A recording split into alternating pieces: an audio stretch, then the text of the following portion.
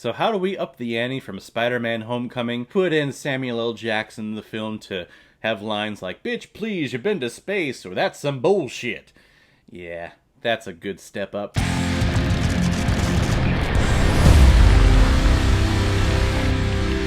Spider-Man Far From Home released in 2019, directly after Avengers Endgame, and is directed by John Watts, who is behind films like Cop Car, Clown, the whole Spider-Man MCU trilogy, and the soon-to-be-released MCU reboot of the Fantastic Four. I mean, you talk about a Marvel property that desperately needs a reboot, it is the Fantastic Four, and I can't wait for that one. But the reason why we're talking about Spider-Man Far From Home is because it's part of my Spider-Man movie series that I've been doing leading up to the release of Spider-Man No Way Home this Friday, and also the release of my ranking of all of the Spider-Man films going from 2021 all the way back to 1979 with those good old 70s pilots. And I love how this whole Spider-Man trilogy is all focusing on where the home is, because in the first one, he had a homecoming, he went home, and then in this film, he is going away from home. And now that he has gone away from home, this next movie that's coming out this Friday, he can't make it home because there is no way home. What is Tom Holland Peter Parker gonna do? After the events of Avengers Endgame, Peter Parker is desperate for a vacation. Thankfully, his science class of his high school is taking one with a nice little science-y tour all throughout Europe. So Parker is planning on taking it easy and potentially telling Mary Jane that he kinda likes her, you know? But the curse of Spider-Man always thwarts Peter Parker's plans, because in every European city that Peter Parker goes to, a new elemental monster is wreaking havoc. And when Spider-Man is unable to defeat them, in comes an unknown superhero named Mysterio, who we learn is not actually from this dimension, and is here to defeat the elementals because they destroyed his homeworld. So Spider-Man and Mysterio team up to take down these elementals, while something mysterious is going on in the background. And should I spoil what that mysterious thing is? I mean, this film has been out for 2 years. The third one's coming out, and if you know that the third one's coming out, you know the trailer and really what's going on with that, you kind of figure that something happened here. I'm going to do spoilers, so if you haven't seen this movie, stop it right here, go watch it, because I definitely recommend it. This is one of my favorite Spider-Man films, and then come right back here to listen to me talk about what you just saw. You've been warned. Yeah, so Mysterio's not a superhero, he's just a very high-tech CGI guy who is the mastermind villain behind everything, which who did not see that coming when the trailers were coming out? Mysterio is a Spider-Man villain. He is a villain. He does bad things. Who was thinking that he was a good guy? Personally, I knew a lot of people that were confused by the trailers that were coming out for this film. At the time, they were like, "Oh, Mysterio, he looks like a cool superhero." He's not a superhero. He is a master of deception. He is deceiving you in the trailers. He even calls it out in the film when he gets the Edith glasses and he's talking about his evil plan. He calls it out that people are so stupid nowadays that they would believe anything that is presented to them. I love the meta-ness of that. That's fantastic. And I love how they do the Mysterio character here. He's not this guy in this costume, and this costume doesn't give him powers. No, he's wearing, like, just a basic CGI unitard that everyone who is in these CGI superhero films wears when they're doing CGI stuff. And the dome head is just kind of like an Iron Man helmet that allows him to figure out different programmings and CGI and where to throw things at. I feel like some people felt that this was kind of like an Iron Man 3 twist, where he's not really a superhero and he's not really from an alternate universe, but to me, that's Mysterio.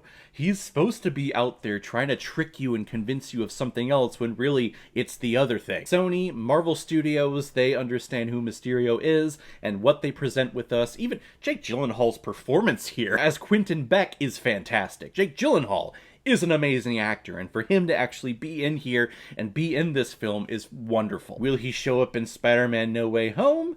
You know, that's the mystery. And I like where they take Peter Parker in this film too, because they're diving more into the curse of Spider-Man trying to balance his Spider-Man life with his personal life, and with the events of what happened in Avengers Endgame, the death of Tony Stark, who is really the Uncle Ben-ish type character, at least in this universe, that we, the audience, are used to. He just wants a break. And, I mean, you kind of need a break after something like Avengers Endgame when everything was thrown on screen. So, hey, let's have a movie where we kind of just sit back and relax and just enjoy a singular character for once. Even though the climax we get to an Avengers-type threat, which was very rewarding and very well paid off. But it kind of goes back to the second entry in the Sam Raimi Spider-Man trilogy when Spider-Man's body is rejecting being Spider-Man and just wants him to be Peter Parker, so he can't swap out his webs and he's losing his stickiness. That's kind of what's happening here, where Peter Parker is just kind of choosing not to be Spider-Man for a little bit.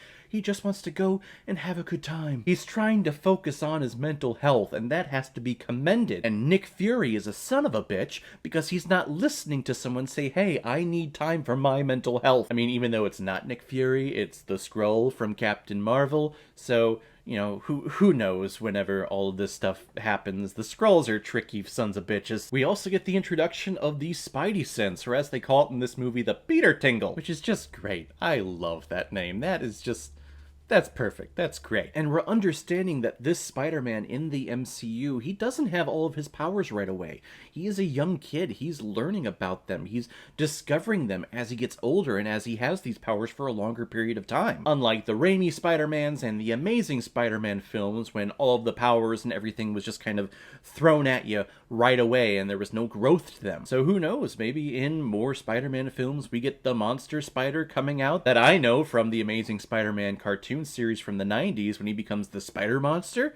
You know, who knows? Maybe his powers are evolving. We don't know. But I also like how this film continues the main character flaw that Peter Parker has, and that's just figuring out, what am I supposed to do? Where am I supposed to go? And he's always asking someone else, what am I supposed to do? Am I supposed to do this? Am I supposed to go down here? It's kind of what he's doing at the beginning of this film. And then when it gets to the end and he's developing his brand new suit and he's talking with Happy Hogan, he's making his own choices and he's putting his feet down where he wants to and he's making a decision on what he needs to do. He's not relying on someone else. And that whole ending climax in London on the bridge in the tower and him fighting all of these different drones is freaking fantastic. There's callbacks to Avengers Endgame. There are a lot of creepy sequences in here where if you ever played the Batman Arkham series, whenever you got infected with the fear gas from Scarecrow, that is basically the CGI stuff that we get in here, and it's creepy and it's really cool. And all of this leads to an amazing mid-credits scene that is definitely worth our while.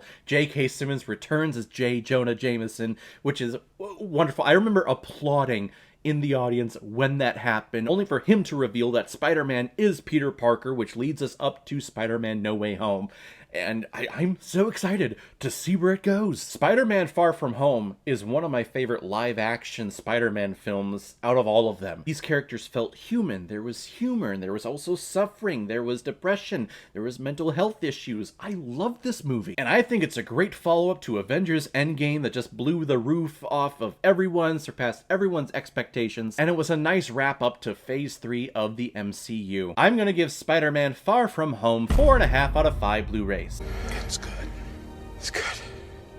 It's good. Alright everyone, we have done it. We have covered all Spider-Man films that have been released, leading up to the release of Spider-Man No Way Home this Friday, which is when I'll be releasing my ranking of all the Spider-Man movies that have come out in the last several decades. So make sure you stick around for that this Friday, and also go out and see Spider-Man No Way Home, of course, if you're feeling safe with the whole global pandemic and stuff. If any of you have recommendations of films that you want me to review on here, you can make a PayPal donation on the main page of my YouTube channel. Any size donation will do. Just attach your movie recommendation with your donation, and if I have access to it, I will watch it, review it, give you a shout out on the channel, and get my review of it published as quickly as I possibly can. So guys, if you've seen Spider-Man Far From Home, what did you think about it? Or if you've never seen it before and you stumbled across it because of this video, then comment below, let me know what you thought about it. And as always, if you like what you see here, if you like my take on movies, then hit the subscribe button and make sure you hit that bell so you know the next time I release my next movie review. So guys, I will see you next time here on the channel with my Spider-Man movie ranking. So in the meantime, be well, be good to each other,